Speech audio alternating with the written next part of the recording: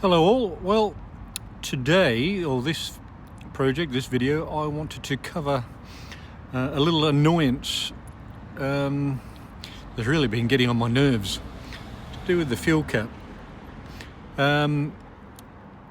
So let's get on and show you what my problem is. It's to do with the tethering of the fuel cap, but allow me to show you. So, open up the cover.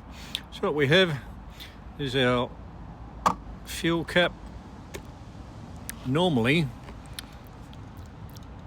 you have a rubber tether. What happens is the rubber deteriorates and breaks after a while, literally just snaps. It just becomes so brittle. So I came up with an idea to use a metal cable. One of these, you can get them off eBay or wherever. And they come attached to a tag of some sort. I just cut that off. As you can see, now all I've done is I've got the original fuel cap, drilled a little hole in it. Be careful when you drill the hole, and just put a screw, attach one end of the loop to there. The cable comes like this, so you don't have to worry about making the loop. And then this is where the rubber tether normally goes onto the fuel cap door. So I just got a cable tie and attached it that way. Doesn't need to be tight, loose, because you want it to move. And similarly there, I've actually still got the end of the rubber tether attached here. I've just left it in there because otherwise there's a hole there.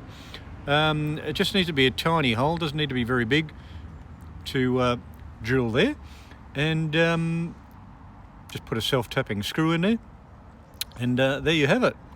You now have your fuel cap tethered to the car, and you don't have to worry about that silly rubber tether breaking or deteriorating.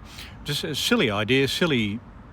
I don't know whoever came up with that idea, but pretty much every car has it. So by doing this, I never have that problem again.